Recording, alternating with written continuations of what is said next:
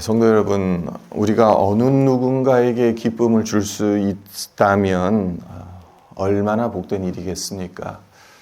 그것도 하나님께 드리는 기쁨이라면 얼마나 큰 영광이겠어요. 오늘 본문 말씀 호세아서 9장은 상당히 무거운 말씀입니다. 이스라엘을 향한 하나님의 그 심판의 예언을 한다라고 볼 수가 있는데, 그 가운데에서도 하나님의 진심이 무엇인지를 우리가 엿볼 수가 있습니다. 이스라엘이 원래 하나님께 어떤 존재였는지를 호세아 선지자가 우리에게 알려주고 있죠. 그래서 9장 전체의 이 핵심 요절은 10절이라고 볼 수가 있어요. 10절을 보시면, 옛적에 내가 이스라엘을 만나기를 광야에서 포도를 만난 같이 하였으며 너희 조상들을 보기를 무화과 나무에서 처음 맺힌 첫 열매를 본 같이 하였거늘이라고. 그래서 하나님께서 이스라엘을 어떤 존재로 여기셨는가 하면 광야에서 포도를 만난 같이, 무화과 나무에서 처음 열매를 본 같이 하셨다는 겁니다. 광야란 장소 우리가 잘 알지 않습니까? 물이 매우 귀한 곳입니다. 그렇기 때문에 아름다리 곱게 뻗은 나무가 거의 없습니다. 가시떨기 잡목들이나 자라는 땅입니다. 그런 광야에서 포도 열매가 주렁주렁 매달린 포도나무를 만난다면 얼마나 큰 기쁨이겠습니까? 이스라엘 백성들이 하나님께 원래는 그런 존재였다는 겁니다. 광야에서 만난 포도처럼 하나님께 큰 기쁨을 안겨드리는 존재였다는 거죠. 여기서 머물지 않습니다. 이스라엘을 무화과 나무의 첫 열매를 보는 것 같다라는 말씀을 하십니다. 다른 과실수도 마찬가지지만 무화과 나무는 심고 난 후 한두 해 안에 금방 열매를 거둘 수 있는 나무가 아닙니다. 적어도 5, 6년 동안 최선을 다해 거름을 주고 물을 주고 잡초를 뽑아줘야 열매를 얻을 수가 있습니다. 그러니까 무화과 나무를 심은 농부로선 첫 열매가 열리기를 얼마나 간절히 기다리겠습니까? 그리고 그렇게 기다렸던 첫 열매가 열리면 농부에겐 얼마나 큰 감격이고 기쁨이겠습니까? 하나님께서 이스라엘 백성들을 무화과 나무의 첫 열매를 본 같은 그러한 기쁨을 누렸다고 말씀을 하시죠. 무화과 나무에서 첫 열매를 보는 것처럼 하나님의 자랑, 하나님의 감격, 하나님의 기쁨이었다는 겁니다. 그런데 이스라엘의 이런 모습이 계속 유지되었으면 얼마나 좋겠어요. 하지만 10절 상반절을 다시 보시면 하나님께서 뭐라고 말씀하십니까? 옛적에라는 이 단어가 상당히 중요하죠. 그러니까 지금은 아니라는 거예요. 이스라엘이 하나님의 기쁨이 되었던 것은 지나간 과거의 일이라는 겁니다. 그렇다면 지금은 어떤 모습이겠습니까? 그러니까 10절 하반절에 하나님께서 이렇게 말씀하시죠. 그들이 바알보올에 가서 부끄러운 우상에게 몸을 드림으로 저희가 사랑하는 우상같이 가증하여졌도다.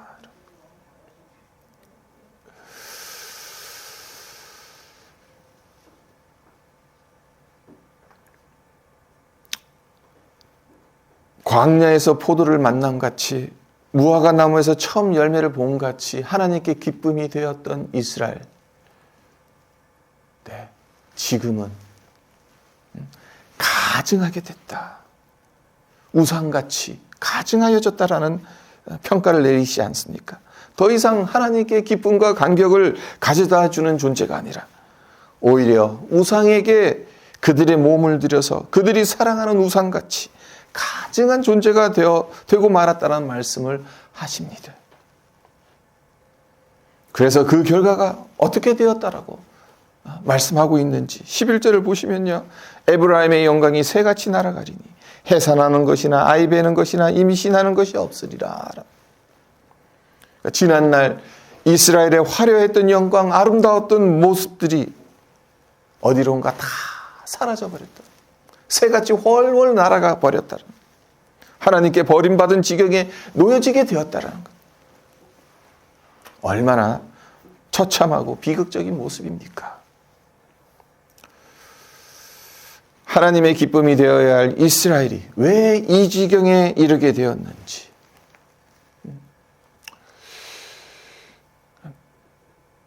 우리와는 전혀 상관이 없는가? 우리는 과연 우리의 이 신앙생활을 제대로 하고 있는가? 우리가 삼아야 할 반면교사의 교훈을 얻는 시간이 되었으면 합니다. 첫째로 하나님께 기쁨이 되었던 이 이스라엘이 이제는 하나님께 버림받는 존재가 되어진 그 원인은 어디에 있냐 하면 예배가 무너졌다는 데 있습니다. 하나님께서 이스라엘을 부르신 목적, 우리를 지으신 목적, 이사야 43장 21절에 분명하게 나와 있지 않습니까? 이 백성은 내가 나를 위하여 지었나니 나를 찬송하게 하려 함이니라. 하나님께서 이스라엘 백성을, 그리고 우리를 지으신 그 목적이 하나님 당신을 찬송하게 하기 위함이다. 네, 이스라엘 백성들은 이 중요한 부르심을 망각했던 거죠. 그래서 1절을 보시면요. 이스라엘아 너는 이방 사람처럼 기뻐 뛰노지 말라. 내가 음행하여 내 하나님을 떠나고 각 타작마당에서 음행의 값을 좋아하였느니라. 이스라엘 백성들이 하나님을 예비하지 않아 바알에게 제사했다. 그 말씀을 하십니다. 그러면서 하시는 말씀이 이스라엘이 너는 이방 사람처럼 기뻐 뛰놀지 말라. 이렇게 말씀하십니다. 근데 왜 이렇게 말씀하시는 것이겠습니까? 이는 가나안 족속들이 드렸던 그 제사를 우리가 좀 알 필요가 있습니다. 가나안 족속들이 바알에게 제사를 드릴 때 그냥 우리처럼 이렇게 조용하게 얌전하게 제사를 드리는 게 아니었어요.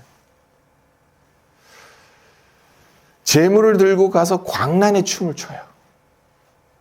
그래야 바알 신이 기뻐하고 좋아할 것이라고 생각을 했어요. 그러니까 바알 신이 좀 귀머거리건가 봐요. 그러니까 크게 소리를 치고 그냥 손짓도 크게 하고 광란의 춤을 춰요. 그제서야 아 너희들 왔냐? 그래 너희들 제 제물 바쳤지? 그래 고맙다. 꽹가리 치고 북치고. 하지만 바알 신이 언제 그렇게 하라고 명령했겠습니까? 존재하지도 않는 신이 어떻게 그런 명령을 할 수 있겠습니까? 그러니까 한마디로 자기 욕구를 충족시키기 위해 자기 만족에 도취된 채 광란의 춤을 추었다라고 볼 수 있는 겁니다. 이것을 이스라엘 백성들이 먼 발치에서 보니까 멋있어 보이는 거예요. 뭔가 독특한 게 있어 보이는 거예요. 우리에게는 없는 거예요. 우리는 참 얌전하게 하나님께 예배드리는데 저들은 뭐가 저렇게 신난지 저렇게 광란의 춤을 출까? 그냥 그 모습에 매료되는 거예요. 그래서 하나님께서 베푸신 구원의 감격과 은혜를 잊어버립니다. 이방 사람들의 우상 숭배를 따라하며 그들과 똑같이 자기 만족을 위해서 자기의 욕구를 충족시켰던 겁니다. 이것이 에브라임, 즉 이스라엘의 영광이 새같이 날아간 첫 번째 원인이었습니다. 성도 여러분, 이스라엘의 이런 모습이 우리와는 전혀 상관없는가? 우리 자신을 한번 되돌아봤으면 좋겠습니다. 이스라엘의 모습에서 우리의 모습을 볼 수 있어야 합니다. 그것이 무엇이겠습니까? 우리의 예배입니다. 우리의 예배가 과연 하나님 중심적인가? 아니면 인간 중심적인가? 오늘 드리고 있는 이 예배가 하나님께 예배한다고는 하지만 정말로 하나님께 영광을 돌리는 예배인지, 아니면 나의 만족을 채우기 위한 예배인지, 우리는 예배 자리로 나올 때마다 항상 우리의 마음을 점검해 볼 필요가 있습니다. 예배를 가리켜 많은 목사님들이 하시는 말씀이 신앙의 교두보다라는 말씀을 하십니다. 예배가 무너지면 사실은 모든 것이 무너질 수밖에 없습니다.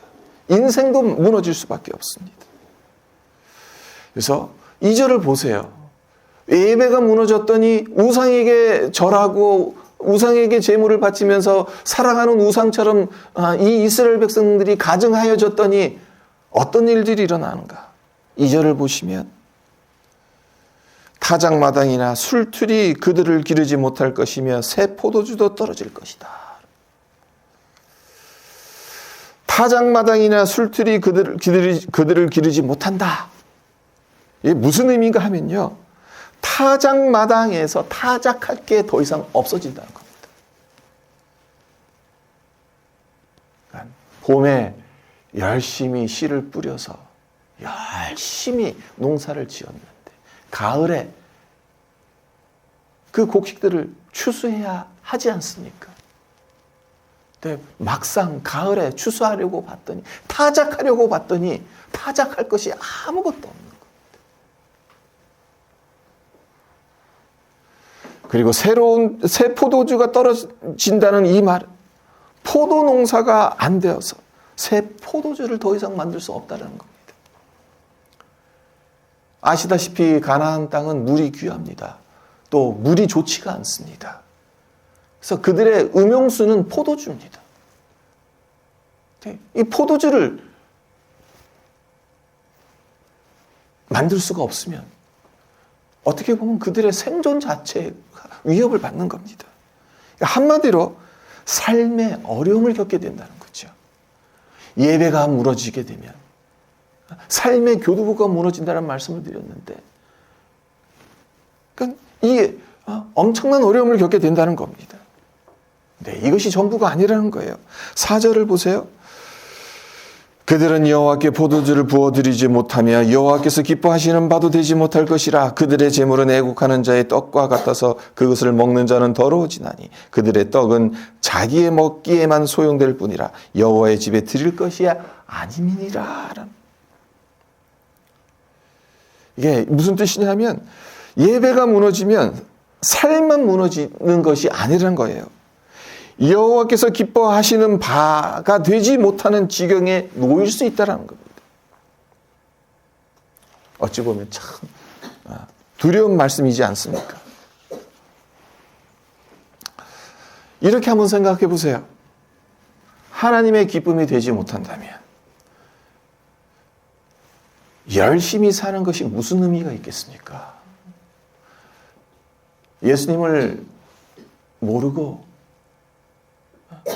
그냥 세상의 풍조에 따라서 사는 사람들이야 열심히 사는 것 자체에 큰 의미를 두겠지만, 하나님께 기쁨을 드리지 못한다면 우리 성도들에겐 그 삶이 아무리 열심히 산다 한들 그것이 무슨 의미가 있겠냐는 겁니다. 목사가 하나님께서 기뻐하시는 바가 되지 못하는데 목회가 무슨 의미가 있을 것이고, 성도들이 하나님의 기쁨이 되지 못하는데 그 삶이 무슨 가치가 있겠냐는 겁니다. 성도 여러분, 우리에게 바라고 원하는 것들이 많죠. 하나님께 원하는 것들이 많죠. 하지만 주님의 기쁨이 되고 싶다는 소원이 없다면 이건 정말 심각한 문제라는 겁니다. 네. 하나님께 기쁨이 되는 가장 1차적이고 근원적인 것은 예배입니다. 예배를 제대로 드리지 않으면서 하나님께 기쁨이 되겠다. 이거는 어불성설이라는 겁니다. 나는 주일 예배에 안 빠지고 참석했다. 나는 주일 성수했다. 이 수준에 머무르서는 안 됩니다. 날 구원하신 주님의 그 은혜에 대한 감격과 감사가 우리 심령 안에 예배를 드릴 때마다 가득 차 있어야 합니다. 고통스럽고 힘든 일이 있더라도 하나님께 예배 드리겠다는 그 사모함으로 이 자리에 나와야 한다는 겁니다. 바라기는 어떤 형편에 있든지 정말 하나님께 영광 돌리는 예배자로 하나님 앞에 서시기를 바랍니다. 그래서 하나님께 기쁨이 되는 우리 모두가 되기를 주님의 이름으로 축원드립니다. 이스라엘이 하나님께 버림받는 지경에 이르게 된 두 번째 원인은 거룩을 상실했기 때문입니다. 여러분 앞에 깨끗한 생수를 가득 채운 후 그 생수병에 한 방울의 배설물을 떨어뜨렸다. 여러분 앞에 그러한 물컵이 놓여져 있다고 한번 가정해 보세요. 그 물을 마실 수 있으시겠습니까? 두 방울도 아닌 고작 한 방울인데 마셔도 되는 것 아니겠습니까? 아무리 비위가 좋은 분이다 하더라도 배설물을 한 방울 떨어뜨린 그 생수 마실 분은 아무도 안 계실 겁니다. 거룩을 상실한다는 것은 이런 겁니다. 아무리 깨끗한 생수라 할지라도 배설물 한 방울만 들어가면 그 물은 마시지 못하는 것처럼 이 세상에서 능력이 출중하고 달란트가 많고 인격이 고매해도 죄 가운데 있다면 거룩을 상실해버리는 그 물은 마실 수가 없는 겁니다. 하나님께 쓰임받지 못한다는 거죠. 주님의 기쁨이 되지 못한다는 겁니다. 나의 대부분 99%는 깨끗해요. 딱 한 방울 더러운 물이 떨어졌어요. 내 거룩은 100%입니다.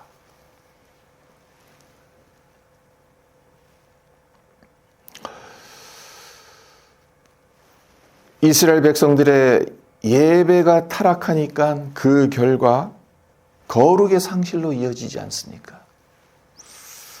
지극히 당연한 결과인데요. 예배 따로 삶 따로가 아니라는 거예요.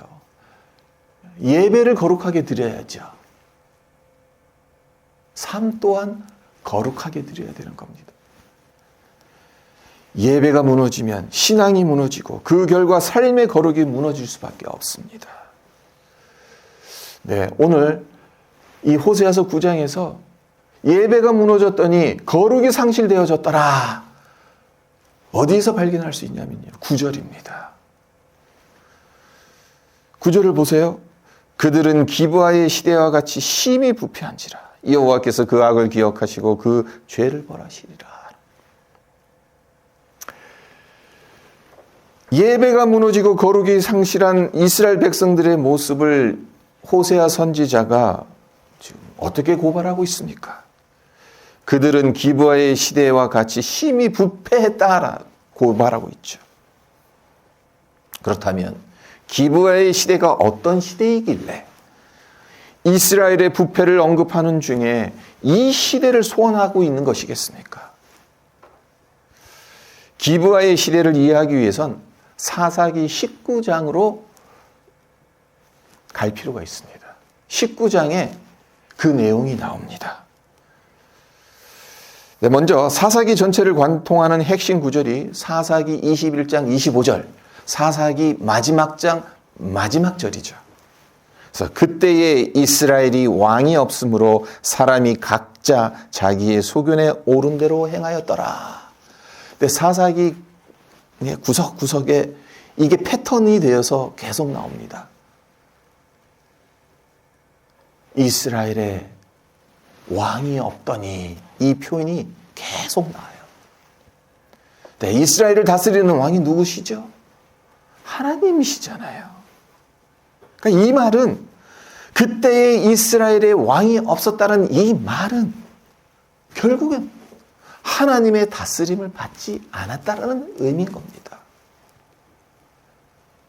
사사기 시대 이스라엘 백성들은 그들의 왕인 하나님의 다스림을 받지 않았습니다. 각자 자기 소견에 옳은 대로 행했습니다. 네. 사사기 시대뿐만 그랬을까? 오늘날 우리는 어떨까? 한번 생각해 봐야 한다는 겁니다.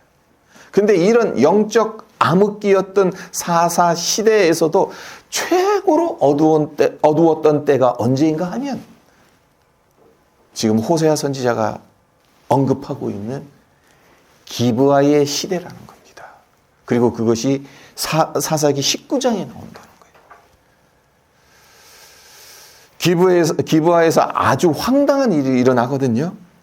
이 사사기 19장 전체를 다 읽을 수는 없고 1절과 2절만 제가 읽어드리겠습니다. 여기에서도 이렇게 이제 나와요. 이스라엘의 왕이 없을 그때에 에브라임 산지 구석에 거류하는 어떤 레이 사람이 유다 베들레헴에서 첩을 맞이하였더니 그 첩이 행음하고 남편을 떠나 유다 베들레헴 그의 아버지의 집에 돌아가서 거기서 넉 달 동안을 지내매. 레이는 어떤 사람이죠? 하나님을 섬기고 하나님께 예배하는 일을 맡은 사람들이죠. 누구보다도 거룩하고 순교를 지켜야 하는 사람들입니다. 그런 레위인이 첩을 얻었다고 합니다. 그것도 행음하는 여인을 첩으로 얻었다고 합니다. 오늘날로 치면 유흥업소에 들락날락거리다가 눈이 맞아 집에 데리고 온 것이라고 볼 수 있는 거죠. 레위인이 이러했다면 일반 백성들은 오죽했겠습니까? 그 당시에 영적 상황이 어떠했는지 이 1절에서만 봐도 우리가 볼 수 있다는 거죠. 레인의 첩으로 들어온 여자. 레인에게 시집 왔으니까 이제 뭐 과거 이제 다 청산하고 조신하게 살았으면 얼마나 좋아요. 하지만 그 버릇 어디 가지 못합니다. 다른 남자와 바람나서 친정집으로 돌아가서 넉 달을 거기에 있었다고 하죠. 레인이 첩의 고향인 유다 베들레헴에 갑니다. 그리고는 어떻게 구워 삶았는지 몰라도 그의 집으로 다시 데리고 돌아와요. 돌아오는 중에 날이 저무릅니다. 명색이 레위인지라 이방 사람들 마을에서 유숙하지 않았어요. 그러니까 부정탈까 봐. 그러니까 같은 동족인 베냐민 지파 사람들이 모여 사는 기브아에서 하룻밤을 보냅니다. 여기서 이제 기브아 시대라는 것이 여기에서 나오는 겁니다. 다행히 친절한 노인을 만나서 그 노인의 집에서 하룻밤을 유숙할 수 있게 됐어요. 그런데 그 밤에 동네 불량변들이 찾아와요. 그리고 오늘 너희 집에 온 사람을 끌어내라. 우리가 그와 관계를 맺을 거다라고 집주인에게 협박을 합니다. 이게 무슨 뜻인가 하면 그 사람과 관계하겠다. 그러니까 성적 관계를 하겠다. 그러니까 동성연애가 판을 쳤다는 겁니다. 레인이 자기 목숨을 지키기 위해서 어떻게 합니까? 그의 첩을 집 밖으로 끌어내서 불량배들에게 내어줘요. 그리고 불량배들은 레인의 첩을 밤새 꺾더라. 이 레인의 첩이 죽음에 이르게 돼요. 자신들의 욕망을 충족시키려고 한 생명이 죽어나가는 것을 개의치 않았던 겁니다. 이것이 사사기 19장에서 다루고 있는 기브아 사건인데요. 어떤 느낌이 드십니까? 참, 사회 전체가 성적으로 문란하고 타락했다. 생명경시 풍조가 만연했다. 하나님의 백성인데 하나님의 백성으로서 지켜야 할 거룩이 완전히 상실했다. 이런 것을 우리가 볼 수 있지 않습니까? 이런 삶의 타락, 거룩의 상실이 호세아 시대에 그대로 재현되었다는 것을 지금 호세아 선지자는 기브아 시대와 같이 너희가 심히 부패했다, 이 고발을 하고 있는 겁니다. 성도 여러분, 오늘 이 시대는 어떻습니까? 기브아의 시대, 호세아의 시대보다 더 낫습니까? 예수 믿는 사람들은 그렇지 않을 것이다 라고 믿고 싶습니다. 세상 사람들 중에도 대부분은 선하게 살아갑니다. 그러나 이 시대의 풍조는 어떻습니까? 한국의 많은 유부남, 유부녀들이 뭐 이런 생각을 하고 산다고 해요. 요즘 같은 시대에 애인 하나 없으면 인생을 무슨 재미로 사나. 네, 이것을 부끄러운 줄 모르고 당당히 이야기하는 그런 풍조라고 합니다.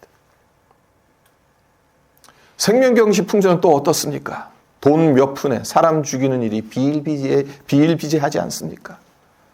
화가 나서 사람을 죽이고 기분 나빠서 사람을 죽이는 일들이 잊을만 하면 뉴스에 나오지 않습니까? 우리가 살고 있는 이 시대가 기브아의 시대나 호세아의 시대보다 나을 것이 전혀 없습니다. 네, 중요한 게 하나 있습니다. 이런 거룩을 상실하게 되면 하나님께서 어떻게 반응하시냐는 거죠. 하나님께서 어떻게 생각하시냐가 상당히 중요한 겁니다.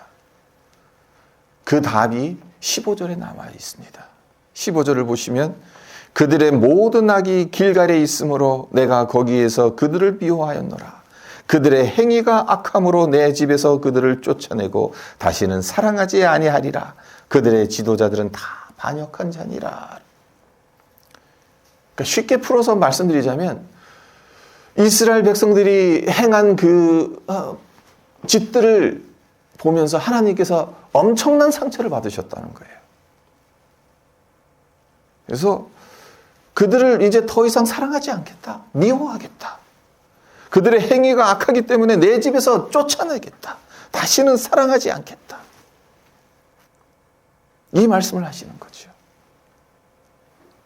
네, 이 말씀은 또한 하나님께서 그 정도로 악을 미워하시고 죄를 싫어하신다는 의미이기도 하다는 거죠. 얼마나 하나님께서 악을 미워하고 죄를 싫어하시면 당신이 택한 백성을 쫓아내고 다시는 사랑하지 않겠다는 말씀까지 하시겠습니까? 물론 완전히 쫓아내시진 않았죠. 다시 회복시켜 주시죠. 네, 이 순간만큼은 하나님의 심정이 그러했다는 겁니다. 이만큼 거룩이 중요하다는 거예요. 거룩이 상실되면 하나님의 사랑이 머물 것이 없다라는 말씀입니다. 하나님은 여전히 우리를 사랑하시죠. 네, 하나님은 거룩하신 분이기 때문에 우리가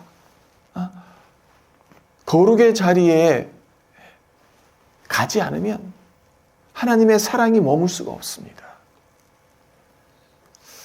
말씀을 맺겠습니다. 이스라엘이 옛적엔 광야에서 포도를 만남같이 무화과 나무에서 처음 열매를 봄같이 하나님께 큰 기쁨을 안겨다 드리는 존재였었는데 어쩌다가 그 영광이 새같이 날아가 버리고 다시는 사랑하지 않겠다라는 하나님의 말씀을 들어야 하는 그러한 지경으로까지 타락했던 것일까요? 그 원인이 예배가 무너졌기 때문이고 거룩이 상실됐기 때문이다. 이 말씀을 드렸었는데 이 본문 말씀의 메시지를 우리 모두 귀담아 들었으면 좋겠습니다. 그래서 정말 우리가 하나님 앞에 나올 때마다 우리가 무엇 때문에 이 예배 자리에 나오는지 하나님께 영광을 드리기 위해서 하나님께 기쁨을 드리기 위해서 내가 예배를 드리고 있는 것인지 항상 내 자신을 살피고 그러니까 성령께 간구해야죠. 도우심을 구해야죠. 이 연약한 우리의 마음으로는 하나님께 기쁨을 드리는 하나님께 영광을 올려드리는 예배를 우리 스스로는 드릴 수가 없습니다. 불쌍히 여기셔서 우리가 그러한 예배를 드릴 수 있도록 우리의 마음을 깨끗하게 만들어 주십시오. 우리는 그러한 기도로 예배 자리로 나와야 하는 겁니다. 그리고 또한 하나님 백성의 합당한 거룩을 삶 속에서 드러낼 수 있도록, 거룩이 상실되면 어떤 결과가 초래되는지를 기브아 시대, 호세아 시대, 그것이 단순히 먼 옛날의 이야기가 아니라 이 시대, 우리가 살고 있는 이곳에도 충분히 그러한 일들이 일어날 수 있다는 것을 우리는 늘 마음에 새겼으면 합니다. 그래서 하나님께 진실되게 정말 기쁨을 안겨드리는 우리 모두가 되시기를 주님의 이름으로 축원드립니다.